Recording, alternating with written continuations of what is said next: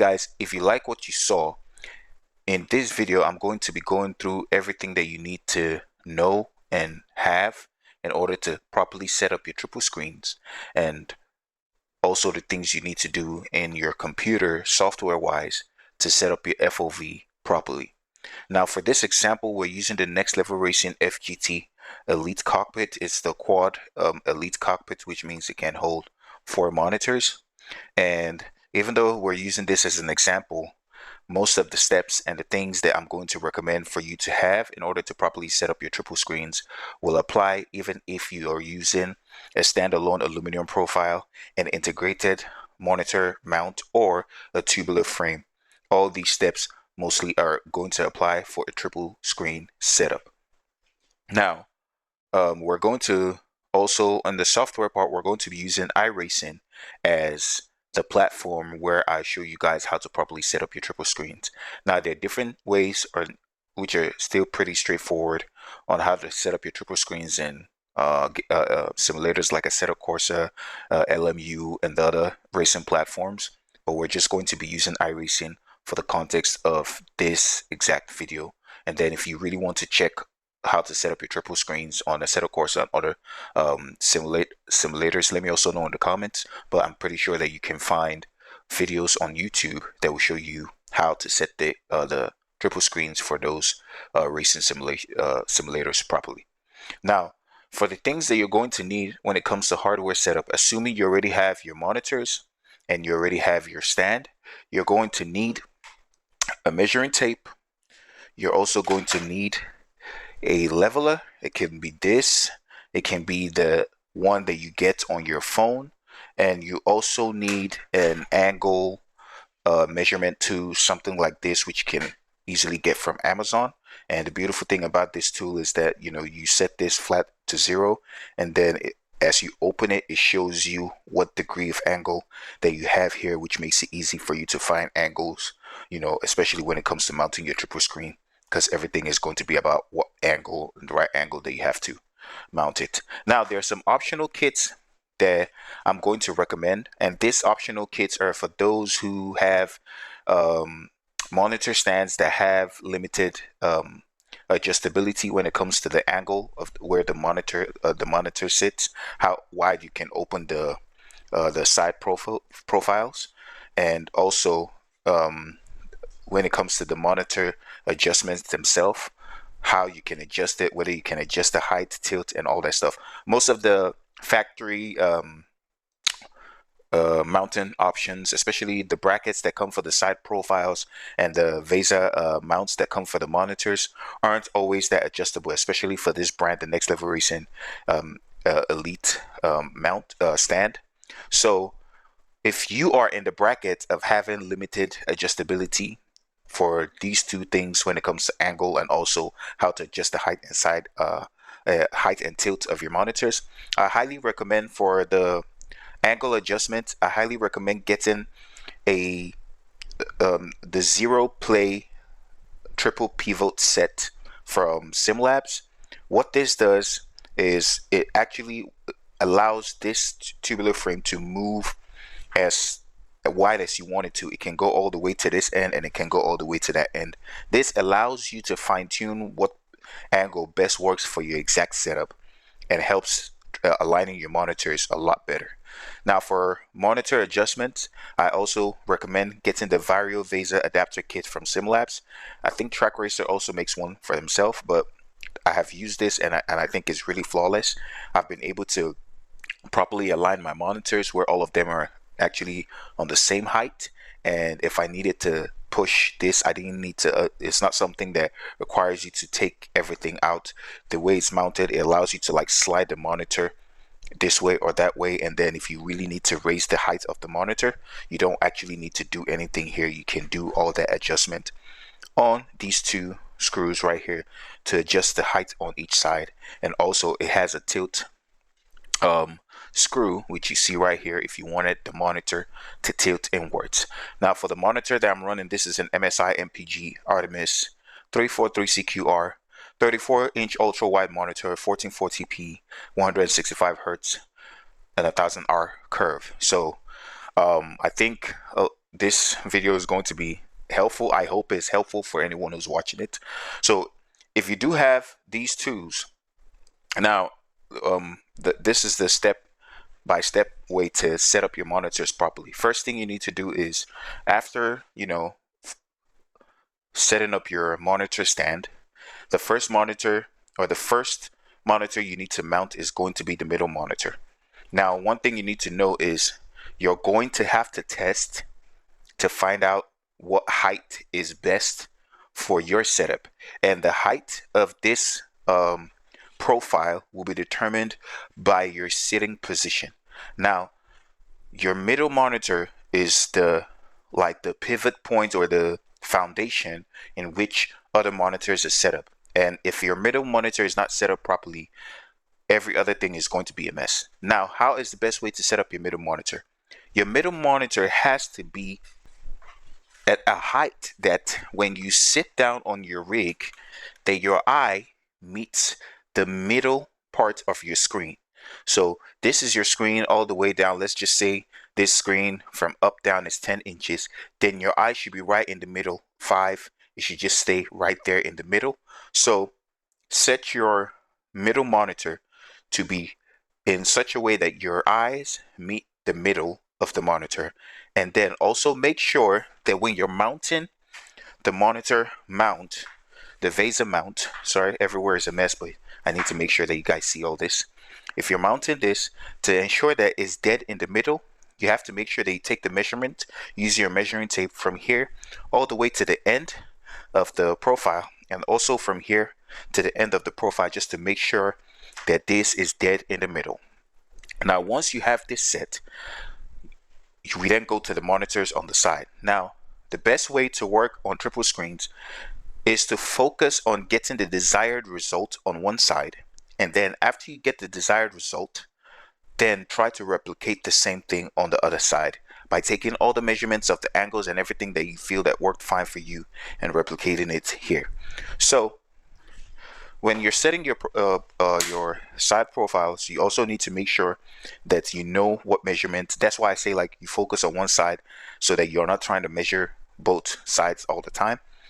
You're going to wing this. You're going to just install this and put it in a way that is loose, that allows you to move it, and then install the mount for your monitors and put your monitors, your left monitor, and just see how close it gets to this part to see if you're getting the desired angle. If you're getting the desired angle, you can take out the monitor, make sure you tighten everything that you need to tighten here. And when you're tightening the side profiles, always try to lift the side profiles up while tightening the brackets, just to ensure that when you're installing the monitors, there is little to no slack. There might be some slack, and that's where the VESA mount adjustments help. But when you lift this up and screw it down, it actually helps with reducing how much of a slack that you get from the side profiles, depending on the weight of your monitor. Now, after installing the side profiles, installing your monitor, you found the right angle, you install this. Now, this is one thing a lot of people always ask, that what is the right angle when it comes to installing the side monitors. And there are different people who do different angles for their side monitors, and it all depends on the user. But in the case of, let's say you want to use something like an ASUS bezel free kit to delete the bezels, the ASUS bezel free kit works best if the degree from this screen to this screen, if the degree of angle from this screen to this screen is 120 to 130 degrees. If you get these two angles, if you get this and this monitor with this monitor to sit at an angle of 120 to 130 degrees, this will be able to help delete the bezels properly and make your triple screen look like a huge curved single screen. So the problem that most people face when it comes to finding this angle is that for flat screens, it's a lot easy because you can actually measure your angle using the angle, something like this angle finder. You can use it and you can measure your angle on the screen and get the exact angle that you want. And pretty much with the ASUS Bezel Free kit, it's telling you that it should be somewhere around like using something like this, the degree of this angle, assuming this was a flat screen and this was another flat screen, it's just telling you that this degree should be somewhere around 50 to 60 degrees, if I'm not mistaken. Yes, 50 to 60 degrees. So pretty much that's what this angle is supposed to be, 50 to 60 degrees, to get the proper angle that allows the ASUS Bezel Free Kit to do its magic. So the thing is, it's easy to measure this. For curved screens is a lot harder.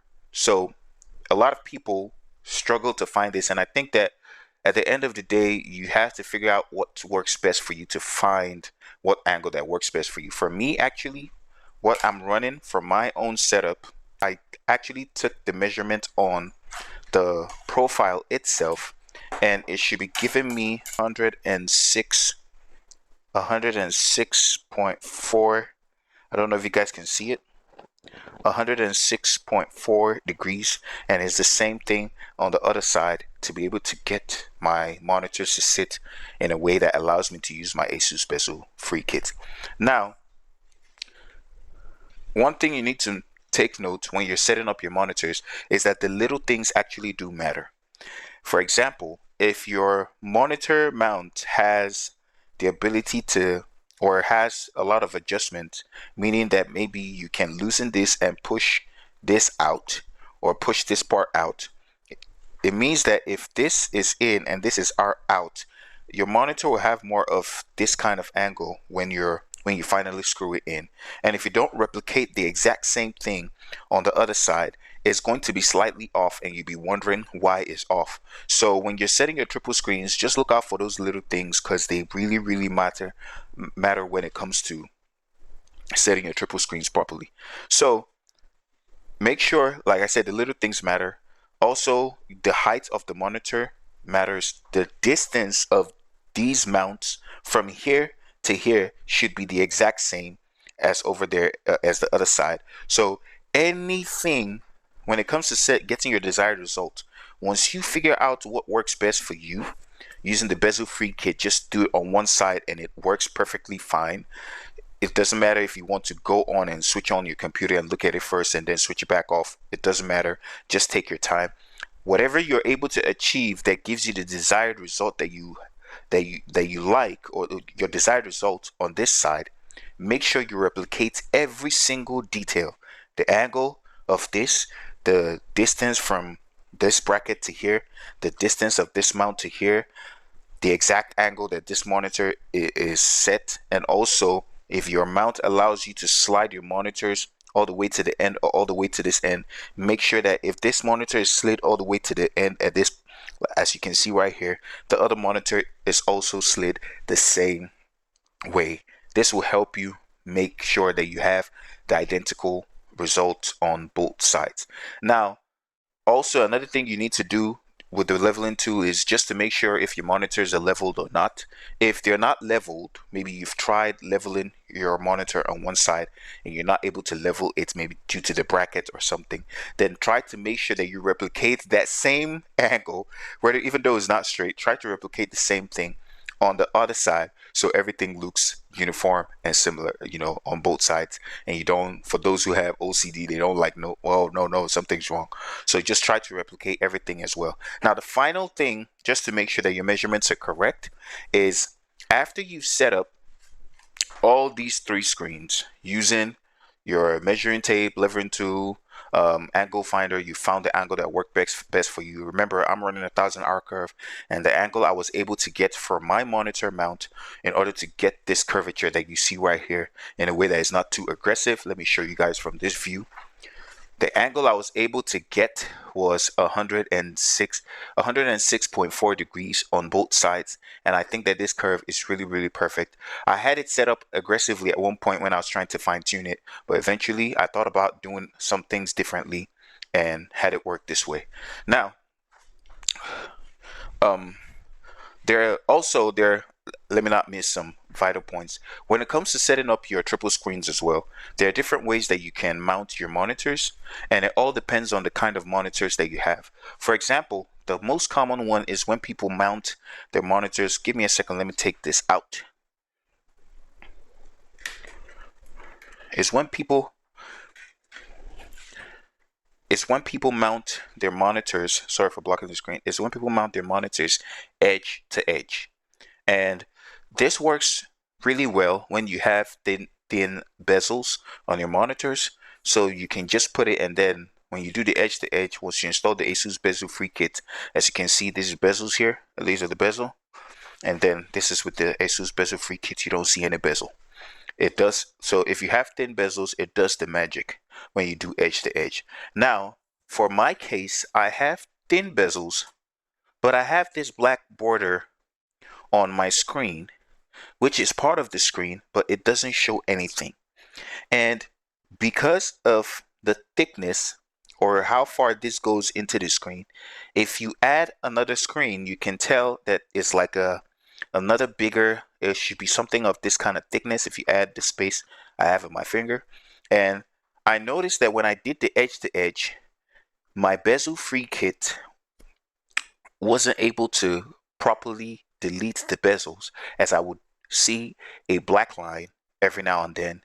And so the next solution, or the other option of mounting your monitors, is the overlap method, where you allow the middle monitor, or this monitor, but preferably the middle monitor, to slightly overlap the side monitors. And what this is doing is helping the ASUS bezel free kit to just delete just one bezel from one monitor instead of trying to delete both bezels from both monitors, simply because from the sitting position, if I do sit down right here, you would notice that this monitor, the middle monitor, is completely covering the side monitor's bezel. The black border, you probably might just see a little bit of it, but it's covering it perfectly, and in such a perfect way that once I just put the ASUS bezel free kit, it completely deletes the bezel compared to before. And I've not had any issues of, you know, driving and then having to see the black line, and it's just irking my nerves. It's one of the things that really I didn't like about the edge to edge method, simply because of, for my exact monitor, it does have those black borders. And if you do have monitors that have it, and you do set up your bezel free kit and you still see a little bit of line, that might be an issue. And this is one way that you can easily solve it. Or you can get a different bezel free kit from a different company, from Etsy, and I think there are different brands that make better bezel free kits that probably might be able to take out more of these black border lines if you do have them in your monitor. So it's one of the things I also wanted to mention. And one cool thing that I need to mention, if you do get the zero play triple pivot adapter set, is if you set up, let's just assume you decided to set up your monitors in an aggressive way, but it's so tight that you cannot sit down, and let's say you don't use the ASUS bezel free kit, you can easily open your monitor like a door, sit down on your rig, and just close it back, and it will just go back to the exact spot that you set it to, without missing, without it, without losing alignment or whatever. It just goes back to the exact spot. This is the reason why I highly recommend zero play triple pivot adapter set. It's really helpful. It really helped transform my setup.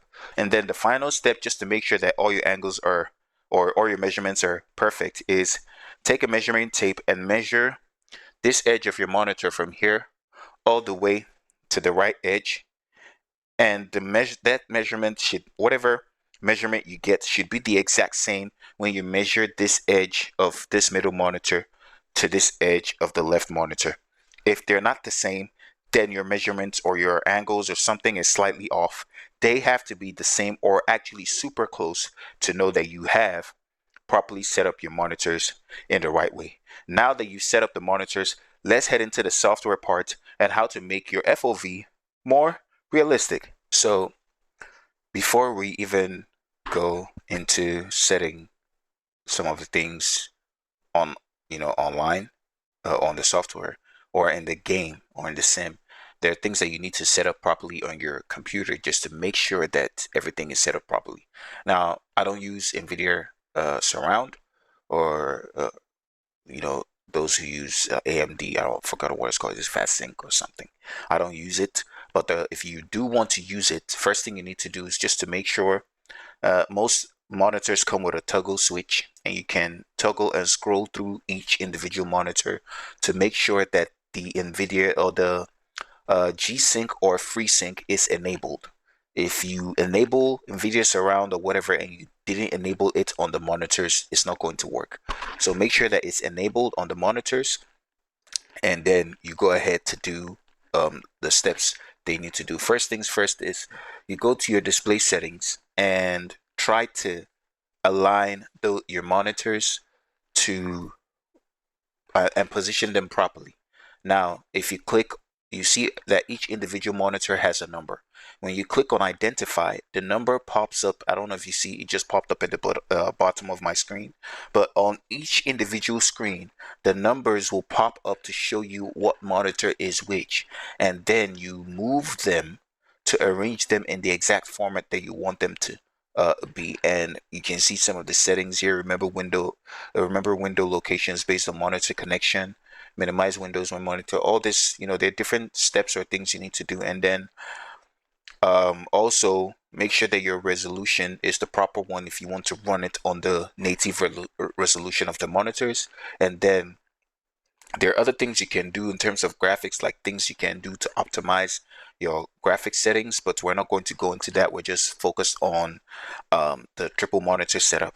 After you've set this up, you can close this after you've identified and make sure that everything is working and you've applied and saved this format. You can close this, still go to display settings, show more options, and you go to NVIDIA control panel, and this is where you're going to be able to enable your G-Sync.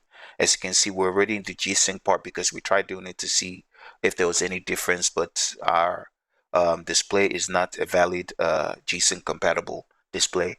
But on your NVIDIA control panel, you're going to see where it says set up G-Sync, and you have to do this for each individual monitor that you're going to use in the sim.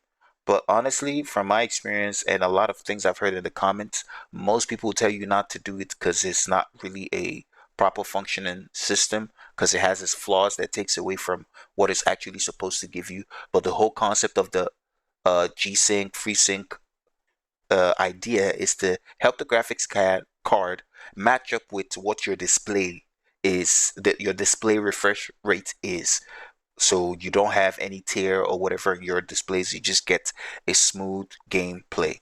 So for in the sim, when it comes to like sim racing like this, most people have complained about it, but if you do still want to use it, this is what you do. And you also make sure that you don't enable full screen mode. Instead, you enable for windowed and full screen mode, simply because if, for example, like iRacing, which is an online simulation, you then have to do it in such a way that when you load up iRacing, it recognizes iRacing and does its job properly. Now, after you've done this, there are a few things you need to do. You go to your documents, and you find your iRacing documents. You go all the way down to the render DX11 monitor. This is where you're going to be doing a lot of changes, because even after you've set up all this stuff, if you haven't, if you don't do what you need to do right here, you're probably going to not, you would start up your simulation and it will start up on a single screen. So you need to do all the right measurements in this file or this configuration settings to make sure that iRacing registers your three screens. So you click on this and you're going to see a lot of options. And these are a few things. I know a lot of people will just go straight to the display, but few things I just feel that you should know now is, before in the iRacing UI, when you go like in the iRacing sim itself, if you go to the graphics settings, there's a bar that asks you how much of your graphics card memory should it use.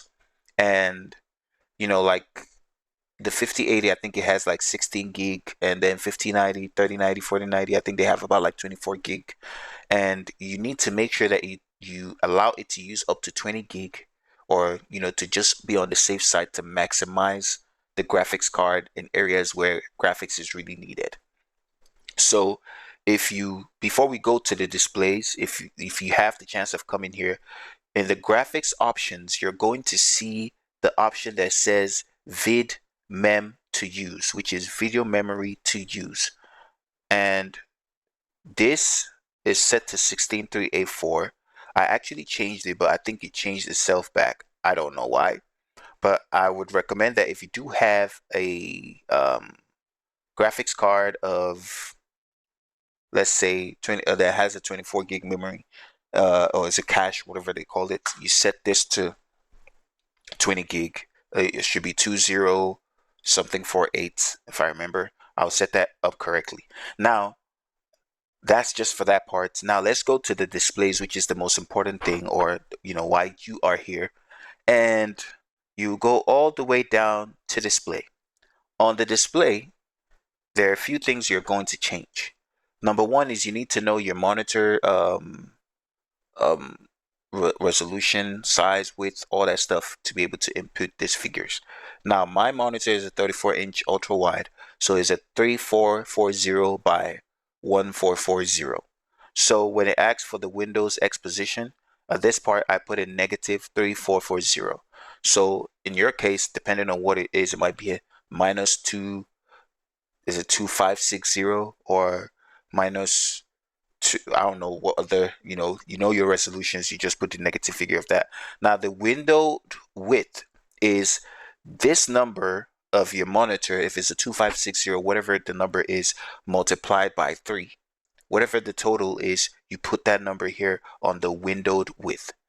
Windowed maximum is on 0, you leave it at 0, and then the windowed height is your, pixel height. It's at 1440p, 1080p, 2K, whatever it is. You put that 1440 right here. Window alignment stays on 1. We don't change that. Refresh rate, those ones are really usually done in game. And then you do the full screen width 3440, full screen height 1440, and that's all you leave. Every other thing, most of these things, they recommend leaving them at 0, whatever they are. Pretty much these are the only things I changed.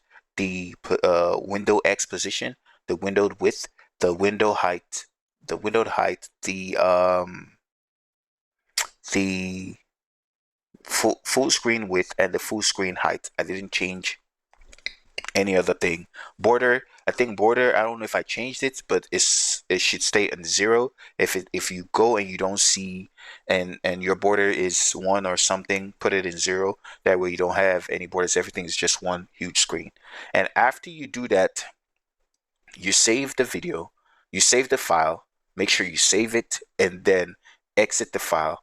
And that's when we then go to iRacing to do the other settings that we need to do.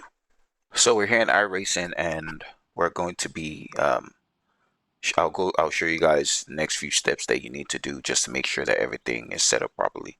So if you remember, we put in our resolution, everything, and as you can see here, it showed you the resolution. So if you did do that properly and you saved it, it will show you exactly your resolution, the no border and full screen, all not checked, aligned to center, all those stuffs are there. Now you do with your graphics whatever you choose to do. This is what I do to run my RTX 3090, and I get about over 100 FPS on a clear track, and probably somewhere around 80 something to 90 something on a race, unless it's clear. I switch off a lot of things that I don't need. I'm not ready for an upgrade yet, but that's that. So now you come to the monitors, and this is where the magic happens, and I'm going to explain to you exactly why my bezel width is -8, and I'll explain that to you guys later on. As you see, monitor type is 3 curved screens. They have different ones: 1 flat, 3 flat, 1 curved, 3 curved. So 3 curved screens. Monitor width, you can choose what measurements you want, whether you want millimeters or inches. I chose inches just simply because I'm in America. We use inches all the time. So Monitor width, you put in 34 inches is automatically, once you put in the number, it's going to change it to this. I don't know why it does it, but pretty much this is what it does. And then your bezel width, I'm going to explain this to you guys. Naturally, what you're supposed to do is to take the measurement of your bezel, or probably take the measurement of both, maybe one bezel, and put in that measurement in inches in this bezel width. And then, if you're running a curved monitor, it'll ask what type of curve. Most common is 1000, 1800, 1500, and now 800 hour curve. So you put your curve, enable this render screen using 3 projections, enable SMP, MVP, and then also use your measuring tape from your eye to the screen to measure your viewing distance. And once you do that and click compute, it will give you what a realistic FOV is for you.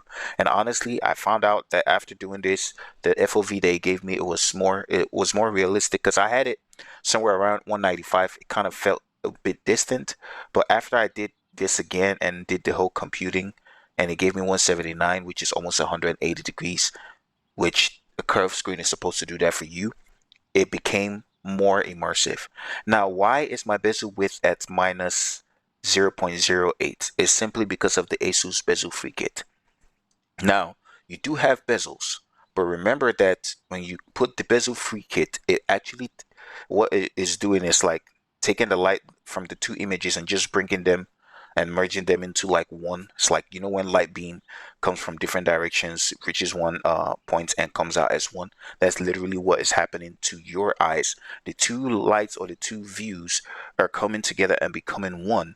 Now, in your view, if you don't compensate for that, because some of the images are not coming to you exactly. Now, if you don't do compensate for what the bezels are doing, or the bezel free kit is doing, you would notice that your image doesn't seem continuous, like it doesn't seem like a seamless image.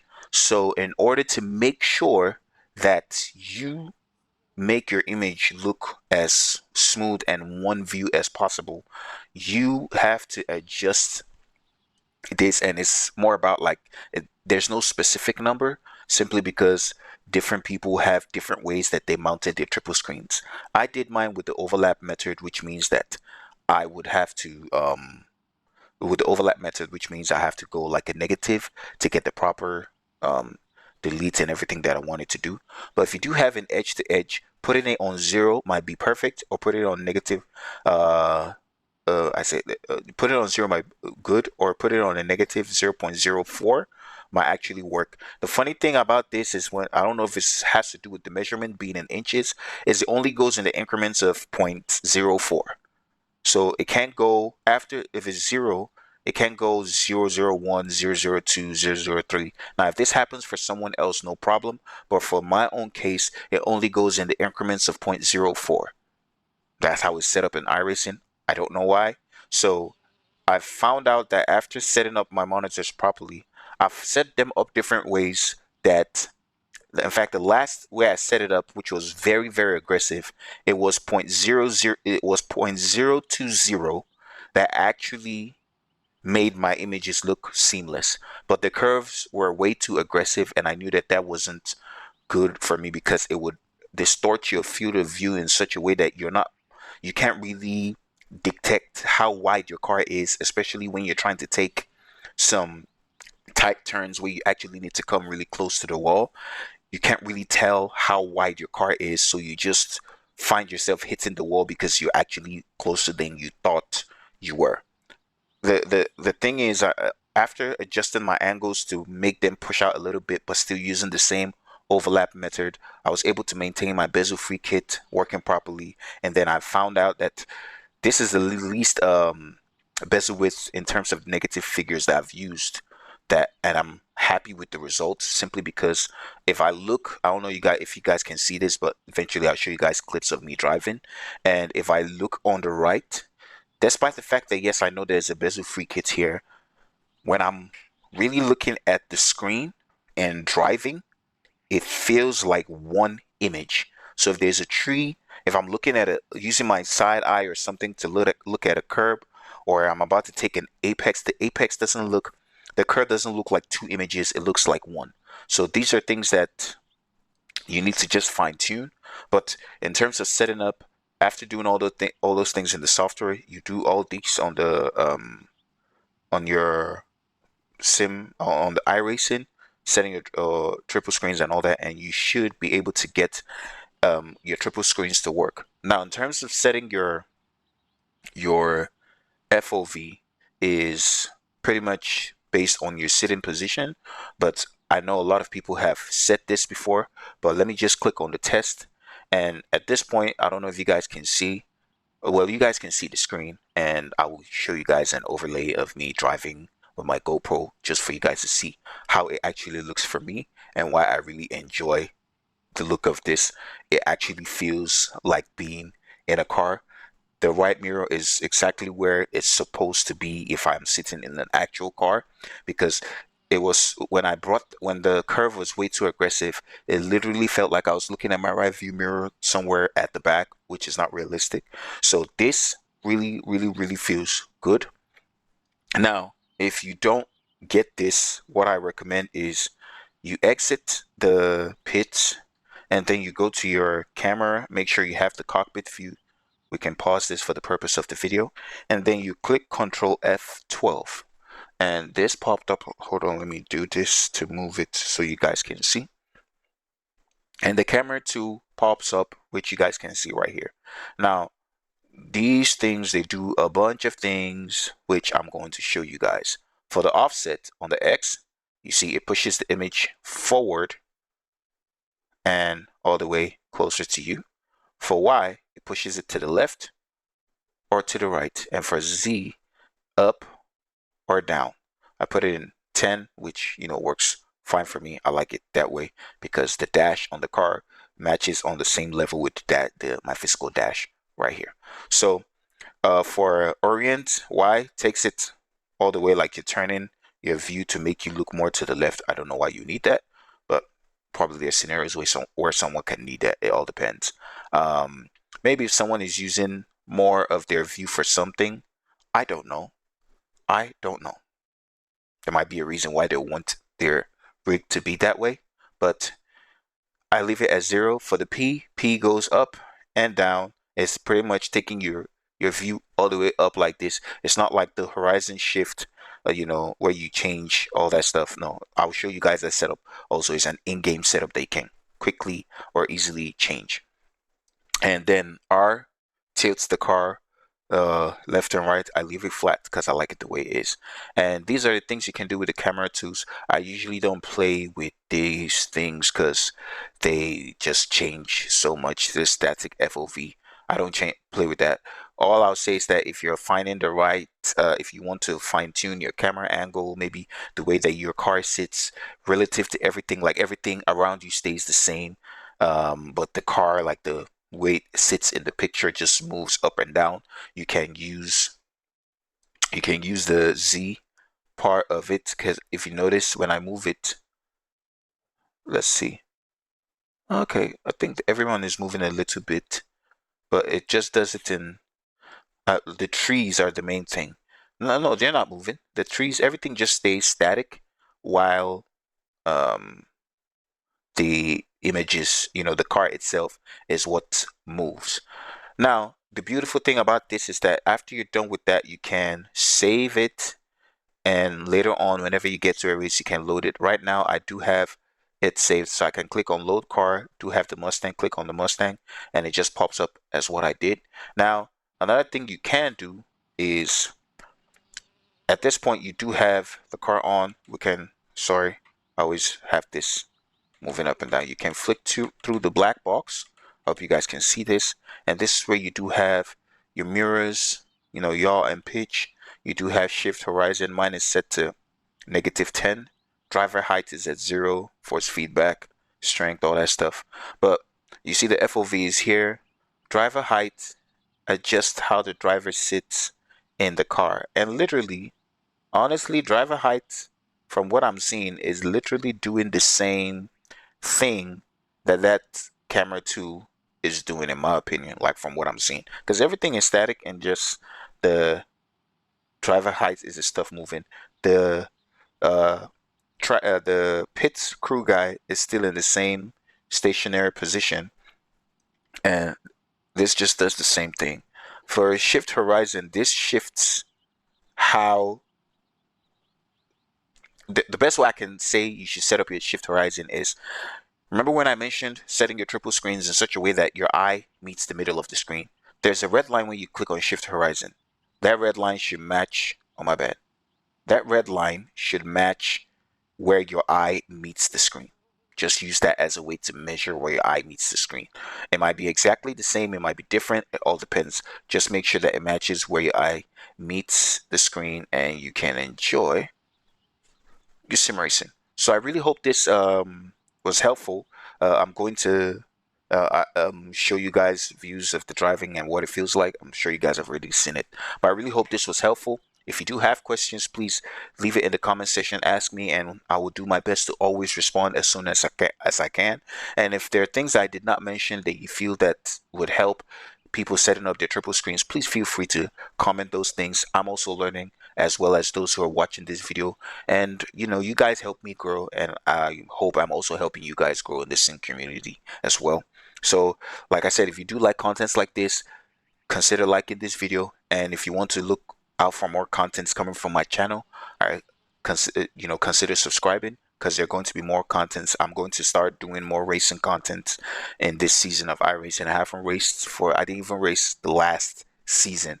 So we're going to be bringing more racing content, and I'll try to make sure that the races that I bring are something that are actually entertaining to watch. And yeah, that's it. So thanks guys for watching. Thanks for being part of this channel. With the growth of this channel, I really thank you guys so much. And until next time, guys, peace.